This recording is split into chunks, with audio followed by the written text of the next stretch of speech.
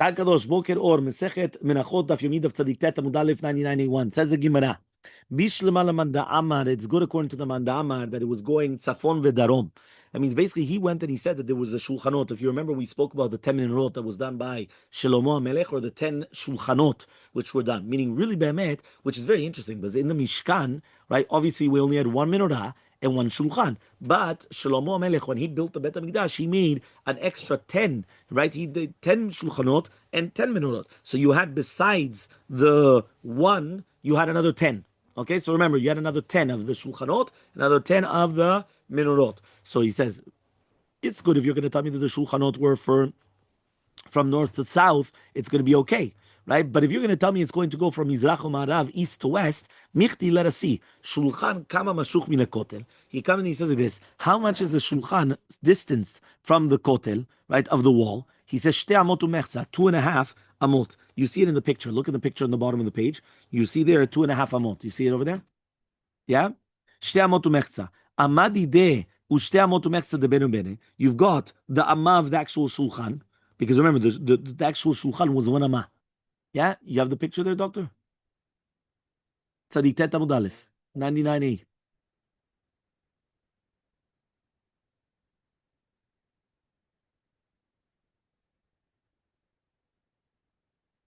Yeah? Right? You see the picture? So look, between the wall and the tables, each one of those boxes is a table, is a shulchan. So between the wall and the tables is the shulchanot is 2.5 amot. Every single table is 1 amah. And then you add shte amot umechzad, wait a minute, then you have another 2.5 amot between one set of tables and another set of tables. So one more time, you had 2.5 between the wall and the shulchanot. The actual amah of the shulchan, another 2.5 of the of in between one set and another set. Okay, the amadi and then again another amah of the table. Ushte amot umechzad, and then another 2.5. Right, so he says the amadi ishtakach the kaachid shulchan palga de amata bedarom. So it comes out that the shulchanot were actually taking half of an amah in the south of the Hechal.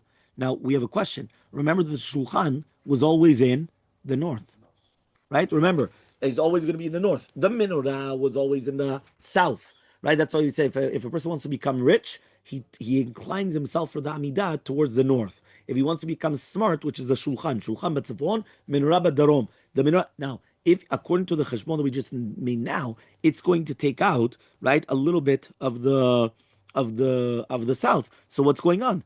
Doesn't make sense. So says the Gemara, Misavrat Shulchan de Moshe Ba'adayu Avayativ. Do you think that the Shulchan of Moshe was there? Lo. It was on meaning like this. This picture is the maskana of the Gemara. Everybody sees the picture? The picture here is the maskana of the Gemara. We thought that you had 2.5 amot between the wall and the tables. The table itself was 1 amah, 2.5 amot to the one of Moshe, then again the one of the Moshe, then another 2.5, and then you had the other tables. Now, if you have 2.5, 2.5, and 2.5, that's already going to be, right, 2, 4, 6, 7.5. Correct? 7.5 plus 3, because there's 3 sets of shulchanot. Yeah? So that's 10.5.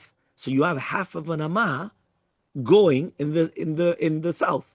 You understood how you did that, Dr. Arnold? One more time. Between each set of tables, you had 2.5. And every table, every shulchan, was 1 amah. So if you have 2.5 from the wall to the first set, then you have 1 amah, the actual table. 2.5 to the one of Moshe Rabbeinu. 1 of Moshe Rabbeinu.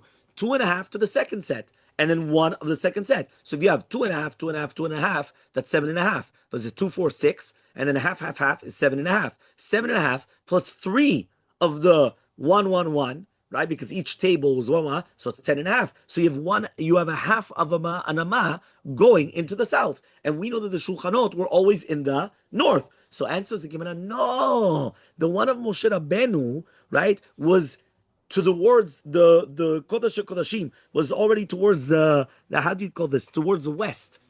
And therefore, when you say the 2.5, there was 2.5 between the wall and the first set, and 2.5 between one set and the second set. But the one of Moshe Rabbeinu was over here, so it was inside. It was inside and was 1. So therefore, it was not actually taking anything.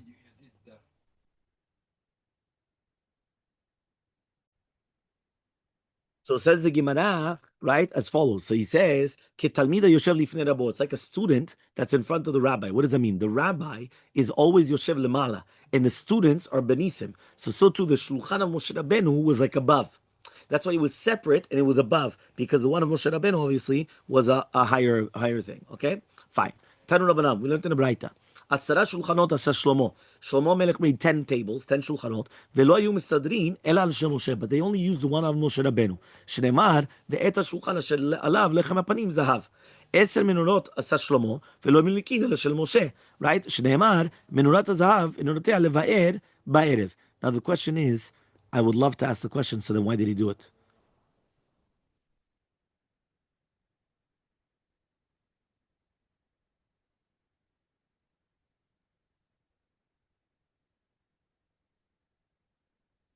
I don't know. I don't know what it was used for. He says here in the footnote that Ki'ilu, it was commanded them from the Navi that they did have to do 10 tables, but the only one that was used was the one of Moshe.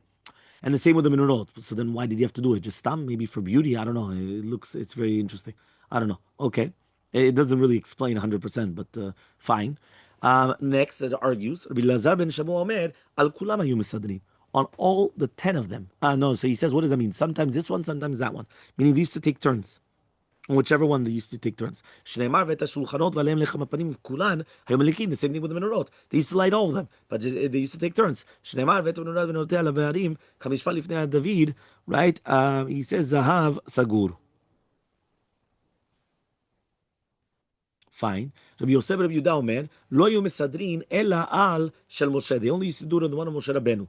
Ela mani mekayemet. So what do I do with this, with the shulchanot and the lechem hapanim and everything? So he says, ela shlosha shulchanot shayu b'mikdash. There were for the lechem hapanim. There were 3 different shulchanot. Shnaim shayu ba'olam, 2 in the ulam mibifnim, ve'al petach bayit, and one in the entrance of the Hechal. Echad shel kesef, echad shel zahav. Al kesef notel lechem b'nisato. They used to put it when they were going in on the one of the kesef. Al zahav when they used to take it out. So they used to put on the silver one on the way in and the gold one on the way out. Ma'alim b'kodesh was used to come up and not down. Meaning once it went onto the shulchan, so now it's a higher level. So once it's a higher level, you had to put on gold. You couldn't put it on silver anymore, right? Ve'echad shel zahav mibifnim shalav lechem hapanim tamid. And one of them, which is inside of the Hechal, that it was always there. So that's why they had 3 different ones. That means basically they used it was like a transfer thing. So on the way in, they used to put on silver. It used to go in. It used to be on the one on the gold, because the one in the Hechal, right, was of gold. So once it comes out, you can't put it back down on silver. So again, they had to put it on gold. Okay. Next, umeral and moridin. How do you know that you're moridin b'kodesh? Right? Amar Rabbi says, Damar Kardav, the pasuk says, right? Vayakem Moshe et hamishkan v'yiten et adanav yasem kodeshav v'yiten v'richa vayakem et amudav. Right? So he says that Moshe Rabbeinu came and he put whether it's going to be the adanav, the krashav, b'richa, mudav. So basically, it's going to be the sockets, the pillars, right? The poles and everything basically. So he says, "Minan the malim bekodesh." Amar Rav Chabar Yaakov, the pasuk says, "Et machtot hachataim ale menafshotem v'sutam leikapech etzibur mizbeach kikuvim lifnei Hashem yigdashu v'yilo lebnei Yisrael batchilat hashmishem mizbeach ve'achshav gufo shel mizbeach." Meaning, once upon a time, you remember this is to do with the machloket with Korach and Adato. You had 250 people that they brought the ketoret, and they all died. Now, when they all died, what did they do with the how do you call it, the Rikot Bechim? What did they do with all these things that they brought towards the ketoret? They had to bring it on utensils. So those utensils became part of the mizbeach, because ma'alim bekodesh, meaning once it became used for kodesh, they couldn't afterwards just say, you know what, all these things, just use it for whatever you want. It had to be used for kodesh. So therefore, ma'alim bekodesh. Now it says by Moshe Rabbeinu, it says that he broke the luchot. So he says, right? You remember it says ve'chtov leluchot dvarim asher yolu luchot l'shirim asher shibarta, that you broke them. V'samtam ba'aron, you placed them in the Aron HaKodesh. Tani Rav Yosef taught melamed sheluchot v'gam shivrei luchot munachim ba'aron. Meaning the Aron HaKodesh in the Kodesh Kodeshim had the luchot and the shivrei luchot, the broken luchot plus the regular luchot. Mikan, from here we learn that Tamil Chacham shechat talmudo mechamat onso she'en noagim bo minhag bizayon. If you have a Tamil Chacham that he forgot all his learning, misken, sometimes it happens. He's a huge Tamil Chacham, all of a sudden, boom, completely empty. He doesn't remember a thing. He lost all his memory. So he says they're not allowed to come and they're not allowed to be disgracing him and so on and so forth. Why? Just like the Shivrei Luchot. The Shivrei Luchot were placed in the Aron as well. Okay? The Siman, Bitel, Sarach, Veshachav. Aman al-Shakish says Reshakish. Yeah? Pe'amim, once in a while. So the Tetamubet, 99b. Shebitula shel Torah, zeu yisoda. This, by the way, is one of the most important halachot that a person should always remember. Bitula zeyesoda, or bitula zekiyuma, sometimes they say, which is the same thing, which means that sometimes if you have to be mevatel Torah in order to be miyased the Torah. Tichtiv asher shibarta, amar lo Kadosh Baruch Hu Moshe, yasher kochcha shejibarta kol hakavod. You broke it. Now, if you think about it, why kol hakavod? You just broke the Luchot Abrit. The Luchot Abrit was Maaseh Elokim. It was the Torah. Why are you breaking it? And the reason why is because only through breaking it was he able to maintain it. Because once they went and they saw that he broke it, and they saw, what did he break? Wow, it made an impact. Right? That's what it made an impact. Right? If not, then okay, big deal, nothing would have happened. But sometimes it makes an impact. Next, second thing, Amar Shakish, Talmid Chacham shesarach. Right? The same halacha. What happens if a Talmid Chacham comes and he sins? Em mevazin oto b'farhesia. They're not going to come. They're not going to do anything b'farhesia. Yeah, they're not going to put him in idui b'farhesia. V'chashalta, but the pasuk says v'chashalta yom v'chashal gam navi michal laila kiseu balayla. You have to cover it just like a laila, meaning that many times they'll cover it up because of his kavod. So they'll come and they'll cover it up. Okay, fine. So, okay, some of them say that yi chavod chaviv alecha kichvodcha. Other people say because it's a gilui chet, it's a chilul Hashem. Okay, there's a whole thing. Other people say it's because for sure he already did teshuvah. There's many different reasons why you cover it up, but you cover it up. Amar Shakish, and the Shakish says, "Kol ha'meshakech tavel chamim if you forget something, you're going to be over belav. Shneimar yisham lecha u'shmona shecha me'open tishkach et advarim. You have to be very, very careful that you don't forget anything. Kedivrei avin amar Rabbi Ila, just like Rabbi, right? Avin in the name of Rabbi Ila. The amar Rabbi Avin amar Rabbi Ila. Kol makom shneimar. Anytime that it says yisham pen ve'al, whenever it says yisham pen and al, eno ela lo ta'aseh. It's a negative commandment, right? What does that mean? Hishamer means be careful. Pen, lest, and al, don't do something. Pen, okay. In English, they translate it as lest. I don't know how you say it in lest, L-E-S-T. Lest you'll do something. Maybe you'll do something. So whenever it uses these three terminologies, hishamer, right? Be careful, don't do this, right? Like tishmor, right? Shamor, v'shamarta, right? Or pen, right? Pen ayu, right? Pen means don't do this. Like just, or al is also don't do it, right? These three words. Whenever it says these three words, it's a negative commandment. It's a right. Okay. Somebody just came to me this morning and he said to his wife a beautiful chidush. He said to his wife what I spoke about on Shabbat morning, that he really liked it. So she went and she said maybe that's what the explanation of the word negative, nega, tiv. Nega is the affliction, tiv, the good. So therefore, when you see something negative, it means that you're seeing the nega, right? You're seeing the nature of the nega. You're not. So it's actually beautiful. It's, he went and he said over at the Torah of mine, and also she said that's the word negative in English. Fine. So he says that's what negative command. Ravina comes and he says, Hishamer pen ve'al lavininu. Shne lavinu. It's really bemet two lavin. Right? Because it says Hishamer and pen are two different lavin. So since it says Hishamer lecha, be careful. Ushmor nafshecha me'od, pen, because you lest, or I don't know how you say lest, but maybe you're going to forget these things. So since it says Hishamer and pen, it's two negative commandments. So if you forget something from your learning and you don't do Kinyam Masechta, two negative commandments. Yeah? Rav Nachman bar Yitzchak, come on, Rav Nachman Yitzchak, shlosha, I mean, three of them. Because it says Hishamer lecha, ushmor nafshecha me'od, pen. It said twice Hishamer. So since it says Hishamer, ushmor, that's two, pen is three. So it's three avirot. If you forget your learning, three avirot. So you're always going to be doing chazarot in your learning. So Yachol, I would have thought to say, afilu mechamat onso, even because of honest, Talmud comes to teach you, what does that mean? It's only if you took it off. Meaning, if a person by force majeure, he forgot his learning, misken, why is he going to get avirot? We're talking about that he was the one that removed it from himself. So that's the question. How do you, as a person, remove it? But if it's going to be force majeure, which is basically, mechamat onso, honest is force majeure. So therefore, that's fine. Here he says because of sickness or because he was tarud in parnasa or things like that. But if a person mamach is because of stam laziness or whatever, that's when a person gets that. If you do Rabbi Yanai Amar, yachol afilu tokva la mishnato, even it could be that he just didn't remember. Tamulomar rak. What does that mean, rak? Rak is come teach you that only if you forgot it because of this, which means you're not going to come and not going to be over on this avera. Okay, so here he comes and he says, right? He says. He says this is the same one. He says Rabbi Dostai Rabbi Yanai was a Tana Masechet Avot that we're going to read in this week's perek that says in the name of Rabbi Meir, anybody that forgets something from his Mishnato is Ki'ilu Mitchayev Benafsho. So there it says Yachol Afilu Takva La Mishnato. So you're not going to be Chayav unless you actually take it out of your thing. So here, right, we have a Tzrich Yun because here he's saying that the word Rak is saying that no. Right, but Yechud Shimoni says that really be'emet the Girsa there is Rabbi Dostai Rabbi Yehuda, not Rabbi Yanai.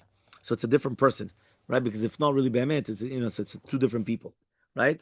Fine. So Rabbi Yochanan, Rabbi Lazar, Tamni Tarvayu, Torah nitna b'arba'im, right? The Torah was given in 40 days. The neshama was also created in 40 days. So anybody that keeps the Torah, his neshama is going to be kept. It's not going to be kept. Imagine you're going to give a bird, right, to your servant. Amar, says, well,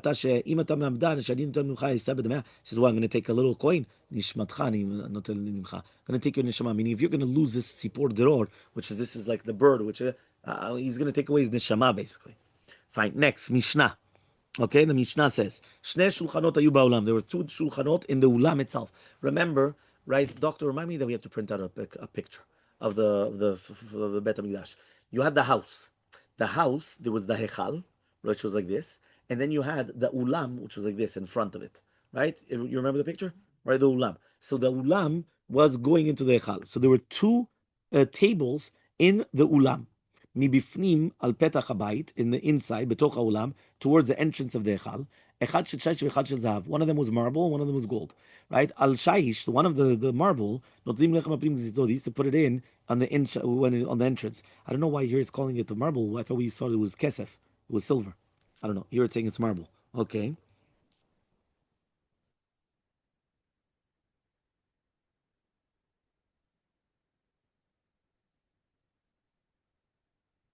Okay.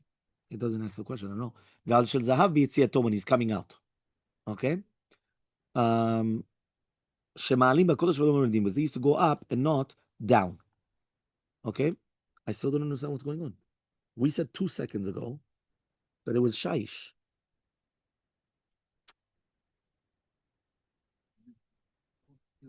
That is light color like marble. Ah, that's the answer. So it's like a silver, but it was light color like marble. That's what it is. No, but I was just saying, I didn't understand. We just saw until 2 seconds ago it was silver, kesef, and now all of a sudden it's telling you marble.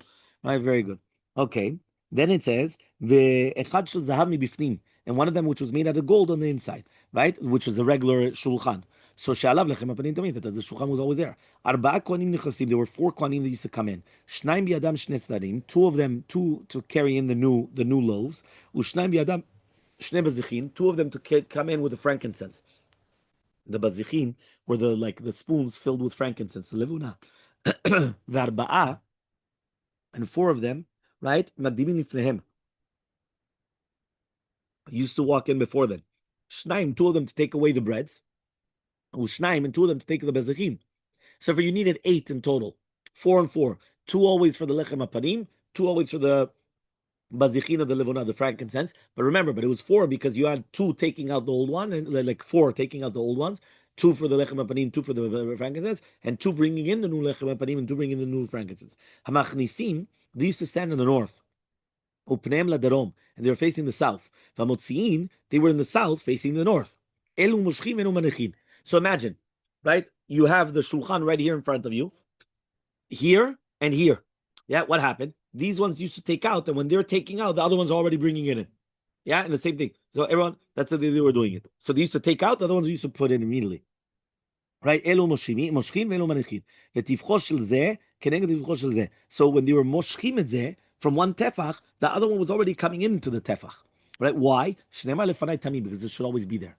Meaning it wasn't that the kilu, they completely emptied it and now you come and you bring in new. No, it's pashut that you're starting to take out, right? And it's already coming in. So therefore, when you completely take it out, the other one is already in. Right? But it has to be lefanai tamim. Another opinion, Rabbi Yosef Omer, afilu elu notrim elu manechin, right? It's also, no, even if you completely take it out, there's no problem. Meaning, yeah, it didn't have to be like that. Remember that they took out the old ones, which was last week, and they used to put it on the shulchan of zahav, which was in the ulam. They used to bring the bazichin, the levuna, to the ktoret, right? So they used to put it on the mizbeach, right? And then they used to give it out the bread. So the kohanim, if it comes out kippur on Shabbat, so then it used to be given out only on Motzei Shabbat, because it can be eaten on kippur, obviously. Shabbat, if it comes out on Erev Shabbat, the Sayyid Shel Yom Kippurim Nechal La'erev, and the Sayyid of Yom Kippurim is going to be eaten Belel Shabbat, right? Because obviously on Kippur, you're not allowed to eat. So the Bavlim used to eat it, the Kohanim of Bavel used to eat it raw, but you can't cook, right? Lo b'yom kippurim and on Shabbat. Mipnei shedatan yafeh, because they weren't. It means that they didn't care about eating raw meat. That means the Babylonians, right? That's just the way that they were. They were always able to eat raw meat. What happened here exactly? If Chal Kippur, if Kippur came out on Erev Shabbat, nowadays it doesn't exist, but in the olden days it could have happened. So therefore, yeah, keep no Erev Shabbat. You can never have. You remember we already brought down. Yeah, you can never have Kippur and Shabbat because there's 2 days that you can't have anything of food. You can't cook food. So that's why Kippur nowadays will never come out on a Friday or a Sunday. It either comes out Thursday, Shabbat, or Monday, but it cannot come out on a Friday, right, or a Sunday. Right, but you understand? Okay, there's other days as well, but that's just the general rule. It can never come out on a Friday and a Sunday. Okay, so it comes, but it could come out on the Shabbat. So if it did come out on Erev Shabbat, so then on Friday night they would come, they would eat it. Okay, on Lil Shabbat. Okay, but they would eat it raw, basically. That's the Babylonians. Fine, Gemara. Tanya, we learned to the bright. Rabbi Yosef says, "Afilu sileket yeshana shachrit." Even if they took out the lechem apanim on shachrit, the sideret chadash arvit, and they did the other one by arvit, and bekach klum. There's no problem. Meaning, according to Shittat Rabbi Yosef, it's still considered lefanai tamid, even though not only just on the same moment, not only the same moment, even if it's going to be shachrit or arvit, doesn't matter. It's the same thing. And bekach klum. Ela. Mani mekayem. So what do I have the pasuk where it says lefanai tamid shelo yesh shulchan belo lechem, that there should not be a shulchan without a lechem. Amar Rabbi Yami, says Rabbi Yami, midvarav Rabbi Yosef nilmod. We're going to learn from the words of Rabbi Yosef. Afilu lo shena adam ela perek echad shachrit perek harvit. Even if you only learned one perek of Torah and shachrit, one in arvit, ki em itzalo yami sefer Torah zamipicha, that you are going to be mekayem the pasuk of lo yemu sefer Torah zemipicha v'yagito v'yom v'layla. Right? Why? Because the same thing, but it's all called tamid. Meaning, if it says that you should always have tamid, so the same thing. So therefore, yom v'layla, that's going to mean lo yamush. Okay? Amar Rabbi Yochanan ben Shimon ben Yochai, afilu lo kara adam lekriyat shema shachri v'arvi ki yem lo yamush. Right? V'davar zeh asur lo omro b'fnei ha'ma'aretz. But you're not allowed to say it in front of an ha'ma'aretz. Why? Because then they're not going to learn Torah.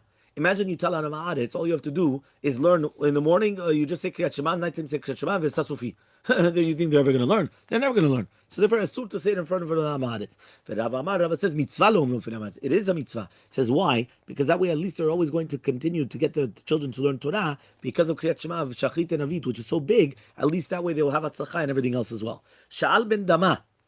Yeah, so it says over here like this. The Gemara is going to bring a brighter in the name of Ishmael that is going to explain the pasuk of Lo Yamush, and not like Rabbi Shimon Bar Yochai. So he says, Shal ben Dama ben Achoto shel Rabbi Ishmael, that he was the nephew of Rabbi Ishmael, right? Et Rabbi Ishmael. So he asked, so again, one more time. Ben Dama, I don't know why he's called Ben Dama, well, I don't know what his name is. But Ben Dama, he was the Ben Achoto, so he's the nephew of Rabbi Ishmael. He asked Rabbi Ishmael, Kegon ani shelamati kol kula, ma'u lilmod chokhmat ivanit. So he comes and he says, am I allowed to learn the Greek chokhmah?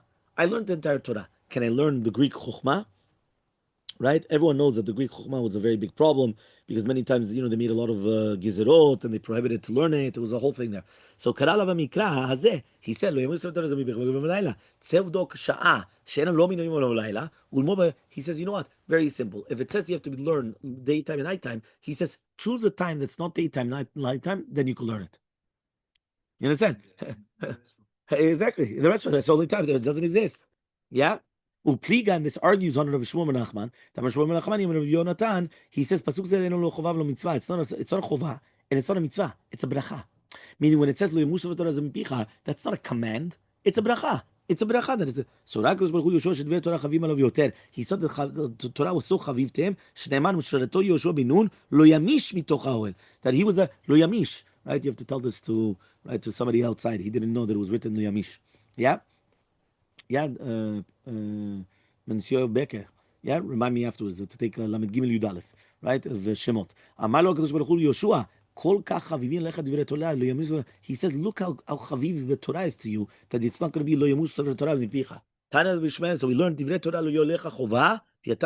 It's not. It shouldn't look at it as if to say that it's going to be a chova, but you're not going to be patur. Meaning, don't look at it kilu that you have a chov.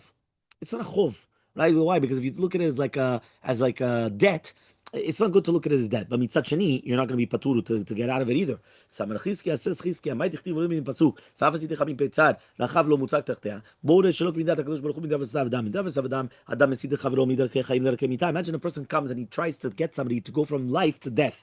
HaKadosh Baruch Hu is the exact opposite. He's mesit et adam midarkei mita l'darkei chaim shenemar, ve'afas yitich min peitzad, migeinam shepi atzar. He's trying to change you that you shouldn't go to geinam, that pi atzar she'ashana tzavur, that the ashan is going to be tzavur betocha, that is going to be inside of it. We're just going to get to the Mishnah. Kufa Mudalef, it says Veshema Tomar. Maybe you're going to say Kishem Shepi Atzar, right? He says Kach Kulat Tzara, the entire thing is Tzara. Tamun Omar Hemek Hirchiv. Veshema Tomar. What does that mean? He says Beomek. It's very deep. Veshema Tomar. You're going to say La Melech Lo Uchana, that a Tamid Chacham is not going to be there. Tamun Omar Gam Hui. Even it's going to be for meaning even for a Tamid Chacham that he goes off, he's going to get Geinam. Veshema Tomar. You're going to say there's not enough wood. Tamun Omar Medurata Yesh Ve'etzim Arbe.